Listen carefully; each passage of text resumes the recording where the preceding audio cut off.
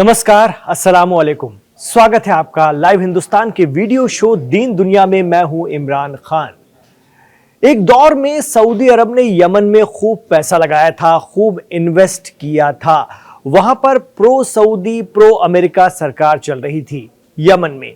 यहां तक कि यमन के लीडर सऊदी में ऑयल मिनिस्ट्री तक संभाल रहे थे। लेकिन फिर आए हूती या हौसी बागी, जिन्हें हम हौसी फाइटर्स भी कह सकते हैं। उन्होंने बहुत तेजी से यमन में कंट्रोल करना शुरू किया।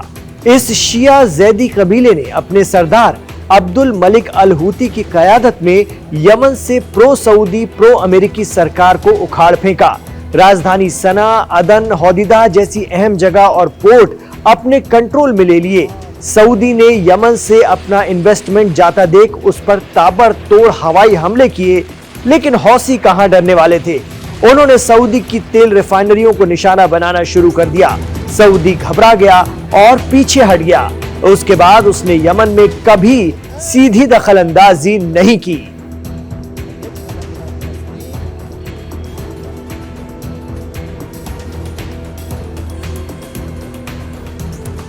लेकिन चर्चा है कि सऊदी और यूएई एक बार फिर यमन पर हमले की तैयारी कर रहे हैं।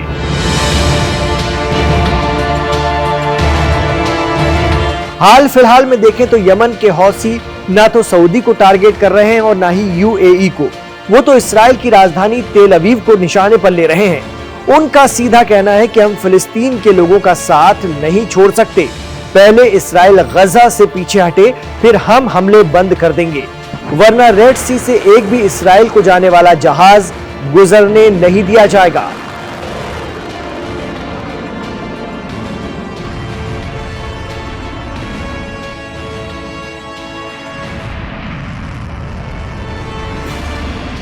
लेकिन ऐसा मालूम पड़ता है कि यमन को रोकने का जिम्मा अरब मुल्कों को ही दे दिया गया है, इस्राएल के जरिए।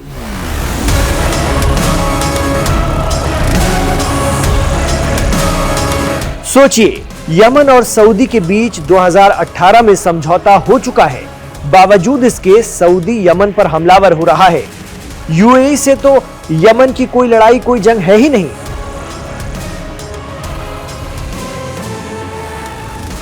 सोचिए, ये वो मुस्लिम मुल्क हैं जिनसे फिलिस्तीन के फेवर में तो कुछ हुआ नहीं, सिवाय लानत मलामत के।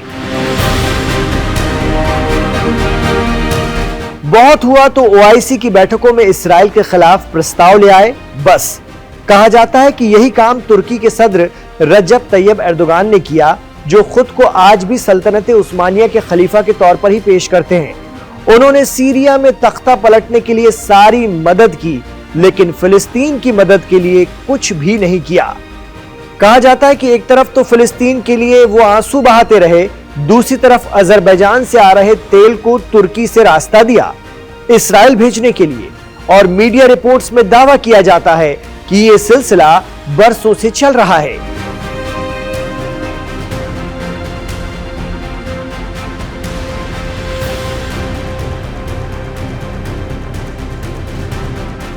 और अब फिर सऊदी और यूएई की प्रॉक्सी माने जाने वाली एक तंजीम एसटीसी यमन पर हमले कर रही है।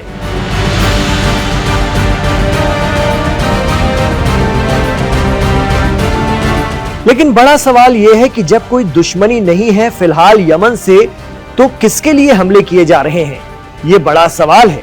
आप क्या मानते हैं, हमें कमेंट बॉक्स में जरूर बताएं। जहां तक यमन की बात है तो एक्सपर्ट मानते हैं कि यमन के हौसी फाइटर्स तो रुकने से रहे। वो तो लगातार इस्राएल, अमेरिका, ब्रिटेन को ललकार रहे हैं। तो फिर सऊदी कहां लगता है? अगर सऊदी और यूएई ने अपने दोस्तों की हिमायत में उन पर अटैक बढ़ाया तो इसका उल्टा असर यह भी हो सकता है कि यमनी हाइपरसोनिक मिसाइलों का मुंह सऊदी या फिर मुत्तहिदा अरब अमीरात की तरफ घूम जाए और फिर इन्हें बचाने के लिए अमेरिका और मगरिबी मुल्कों को आना पड़े। देखा गया है कि अरब ममालिक की आपसी टेंशन का फायदा भी इस्राएल ही उठाता है और कई बार बिल्लियों की लड़ाई में रोटी कोई और उड़ा ले जाता है। जैसे सीरिया में हुआ, इस्राएल ने मौका देख पूरा गोलान हाइट्स और माउंट हरमोन कब्जे में ले लिया और अब वहां से न हटने की ढेरों वजूहात गिनाई जा रही हैं। बड़ा सवाल यही है कि अगर इस्राएल पर हमलों के खिलाफ सऊदी और यूएई यमन पर रिएक्ट करते हैं तो वो मुस्लिम दुनिया में बेनकाब हो जाएंगे। अगर नहीं करेंगे तो मगरिब और पशे पर्दा इसराइल की दोस्ती गंवाएंगे। ये अपने आप में पशोपेश के हालात हैं अरब ममालिक के लिए।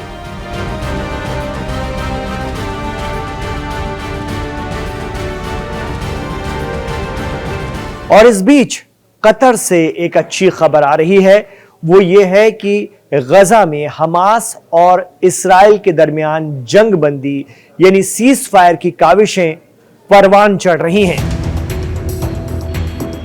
इसके लिए अमेरिका, कतर और मिस्र के जरिए नेगोशिएशन किया जा रहा है। कतर की फॉरेन मिनिस्ट्री के तर्जुमान माजिद अल अंसारी ने बताया है कि फ्रेमवर्क जारी है और अच्छी बात यह है कि इसमें सभी पार्टी इंगेज हैं। उन्होंने उम्मीद जताई है कि इस सिमत में, इस दिशा में जल्द ही बड़ी कामयाबी हासिल हो जाएगी। بالنسبة للمفاوضات المعنية باتفاق إنهاء أو وقف إطلاق النار في قطاع غزة. इस बीच गजा में इसराइल की एयर स्ट्राइक में जाँ बहक हुए 5 फिलिस्तीनी सहाफियों या जर्नलिस्ट की आखिरी रसूमात अदा कर दी गई।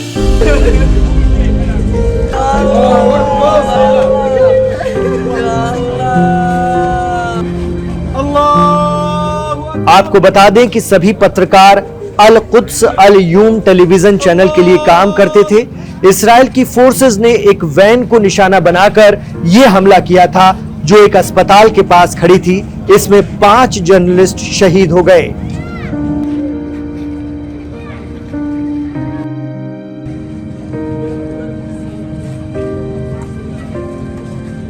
तो ये था आज का दीन दुनिया। इमरान खान के साथ आखिर तक कनेक्ट रहने के लिए आपका बहुत बहुत शुक्रिया। आपका प्यार, भरोसा, आपका जो एतमाद हमें मिल रहा है वो कमेंट्स के जरिए हमें मालूम चलता रहता है। बहुत शुक्रिया। अपने कमेंट्स को इसी तरह से जारी रखिएगा और आप क्या कुछ देखना चाहते हैं वो भी हमें पता चल पा रहा है आपके कमेंट्स के जरिए, हमें बताते रहिएगा। आपसे यही गुजारिश रहेगी कि हमारे इस चैनल लाइव हिंदुस्तान को, जिसके 10 मिलियन से भी ज़्यादा सब्सक्राइबर्स हैं और जिसके साथ भारत के सबसे बड़े ब्रांड हिंदुस्तान टाइम्स का भरोसा जुड़ा हुआ है, उसे आप ज़रूर लाइक कर लीजिए। इसलिए तो हम कहते हैं कि हिंदुस्तान पढ़ो भी और देखो भी। आपसे ये भी गुजारिश रहेगी कि इस वीडियो शो को तुरंत लाइक कर दीजिए ताकि ज्यादा से ज्यादा लोगों तक पहुंच सके। अपने दोस्तों और रिश्तेदारों में से व्हाट्सएप के जरिए खूब शेयर कीजिए, खूब आगे बढ़ाइए। जुड़े रहिए हिंदुस्तान के साथ। हम सब के हक में दुआ कीजिएगा, अपनी दुआओं में हमें याद रखिएगा।